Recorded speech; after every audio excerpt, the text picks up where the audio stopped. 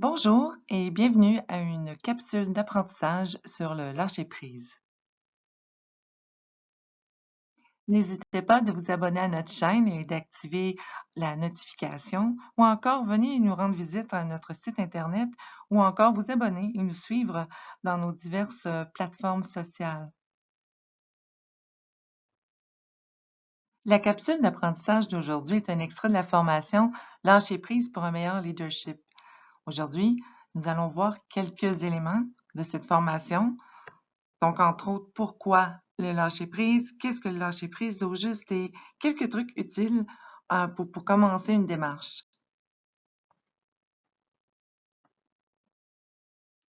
Le lâcher-prise, la popularité de l'expression ne fait aucun doute. Des milliers d'articles scientifiques et de livres portent sur le sujet. Même quand on fait une recherche dans Google, il y a des milliers de résultats de recherche qui en ressortent. Donc, par conséquent, il y a énormément de définitions et en plus, le lâcher-prise est cité dans plusieurs domaines. Donc, mais il prédomine toutefois dans la littérature de croissance personnelle. Parfois, il arrive que c'est interprété comme une notion plutôt négative, comme par exemple dans le dictionnaire, on peut voir comme définition que ça signifie abandonner, tomber, échouer. Donc, par contre, le lâcher-prise que l'on parle présentement n'a rien à voir avec de se laisser aller, d'échouer, de négliger. Au contraire, c'est d'apprendre à assouplir la rigidité mentale personnelle pour mieux vivre chaque journée. Donc, il y a vraiment une différence entre le lâcher-prise et le laisser aller ou encore le laxisme. Le lâcher-prise est vraiment une attitude par laquelle nous parvenons à nous détacher des événements contrariants de notre quotidien. Pourquoi s'intéresser au lâcher-prise? Pourquoi prendre le temps de développer cette compétence? Le lâcher-prise, c'est de vouloir mettre le temps à la bonne place, avec les bonnes personnes. Il est attaché à la notion de bien-être, mais également d'efficacité. Donc, c'est aussi le désir de cesser de se nuire, de nuire à notre santé, de nuire à notre organisation, à nos équipes de travail et même de nuire à notre famille. Alors, parfois, ça peut signifier de lâcher prise sur des erreurs du passé, de se libérer de relations épuisantes, des attitudes négatives, de désir de contrôle ou toute autre situation qui crée des déséquilibres qui mènent vers des stress et voire même l'épuisement. Le lâcher-prise est une attitude qui permet d'éviter les excès d'implication.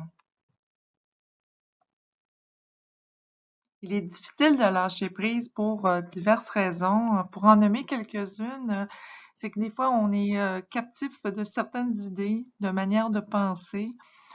Comme par exemple, on est quand même dans un monde où que, surtout dans le monde du travail, où qu'on est hyper sollicité, difficulté de pouvoir déconnecter, axé sur les résultats, de s'acharner pour avoir ce qu'on veut, pour avoir la promotion qu'on veut. Donc, il y a une attention qui est portée parfois sur certains concepts, certaines idées, certaines manières de penser.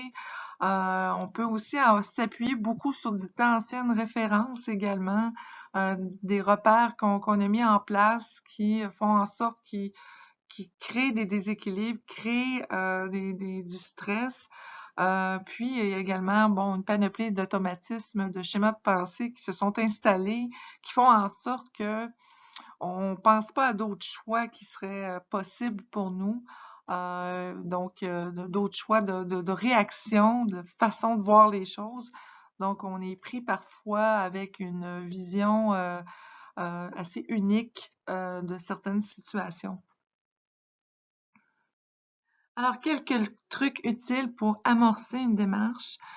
Sachez que le processus de lâcher prise s'applique à tous vos problèmes, qu'ils soient graves ou légers. Donc, première étape, c'est de prendre conscience de ce qui vous trouble, de ce qui vous irrite. Donc, listez, prenez le temps de d'écrire qu'est-ce qui euh, serait bénéfique pour vous de lâcher prise. Qu'est-ce qui crée des déséquilibres dans votre quotidien? Deuxièmement, Prenez le temps de décrire vos réactions et plus spécifiquement l'intensité de vos réactions.